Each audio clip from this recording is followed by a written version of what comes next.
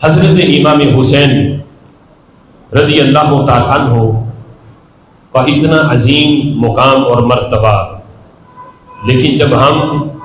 آپ کی آزمائشوں کو دیکھتے ہیں کہ رب ذوالجلال نے میدان کربلا میں جن آزمائشوں کے مراحل سے آپ کو گزارا، تو اس کا ایک وجہ اور سبب یہ بھی ہے کہ رب ذوالجلال اپنے خاص بندوں کو، پیاروں کو مختلف آزمائش کے مراحل سے گزارتا ہے، اور جب وہ ان آزمائش میں کامیاب ہوتے ہیں تو رب ذوالجلال انہیں اپنا قرب خاص عطا فرماتا ہے۔ واقعہ کربلا کو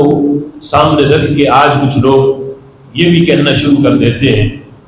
کہ اگر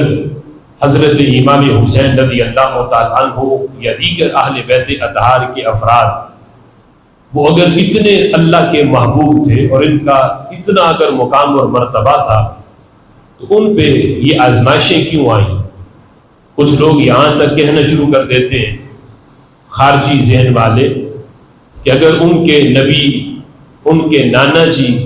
امام الانبیاء اگر وہ مشکل کشا ہوتے تو میدان کربلا میں اپنے اہل بیت اطہار کی وہ مشکل کشائی کرتے۔ اگر ان کے بابا حضرت مولا علی رضی اللہ تعالیٰ عنہ مشکل کشا تھے تو انہوں نے مشکل کشائی کیوں نہ کی، انہوں نے حاجت روائی کیوں نہ کی؟ تو اس میں یہ بات ذہن میں رکھنا ضروری ہے کہ رب ذوالجلال کے غداروں پہ جب مشکل وقت آتا ہے تو یہ ان کے لیے عذاب ہوتا ہے، اور اللہ کے پیاروں پہ جب مشکل وقت آئے تو یہ ان کی آزمائش ہوتی ہے، یہ ان کا امتحان ہوتا ہے۔ رب ذوالجلال انہیں آزماتا ہے، ان کی آزمائش کرتا ہے۔ اب سوال یہ ہے کہ آزمائے تو وہ جسے نتیجے کا پتہ نہ ہو، تو جو نتیجہ پہلے سے جانتا ہے وہ آزماتا کیوں ہے؟ یعنی ہمارا یہ عقیدہ ہے کہ رب ذوالجلال کے علم میں ہے کہ یعنی امتحان کے بعد کا جو نتیجہ رزلٹ ہے وہ کیا ہوگا۔ میدان کربلا کے بعد والی صورتحال بھی اللہ جانتا تھا کہ جب اتنی آزمائشیں میں حضرت حسین رضی اللہ تعالیٰ عنہ پہ ڈالوں گا تو ان آزمائشوں میں وہ ثابت قدم رہیں گے یا نہیں۔ اللہ تو بعد والی صورتحال بھی جانتا تھا، پھر خلق کائنات جل جلالہ نے آزمایا کیوں، آزمائش کیوں کی، امتحان کیوں لیا؟ تو اس کا جواب یہ ہے کہ رب ذوالجلال تو ہر بات جاننے والا ہے۔ رب ذوالجلال آزماتا اس لیے ہے، اپنے لیے نہیں، وہ آزمائش بندوں کے لیے کرتا ہے، یہ بتانے کے لیے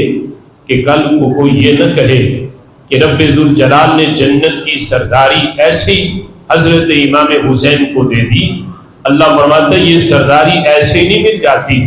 جو اتنے بڑے امتحان میں پاس ہوتا ہے یہ انعام اسے ہی دیا جاتا ہے۔ تو خلق کائنات جل جلالہ نے بندوں کو دکھانے کے لیے کہ کوئی یہ نہ کہے کہ رب ذوالجلال نے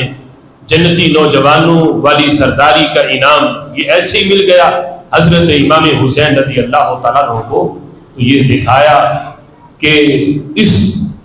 چشم فلک نے کہیں بھی اتنا بڑا امتحان نہیں دیکھا ہوگا، اور اس امتحان میں پھر کامیابی کہیں نہیں دیکھی ہوگی جیسا امتحان میدان کربلا میں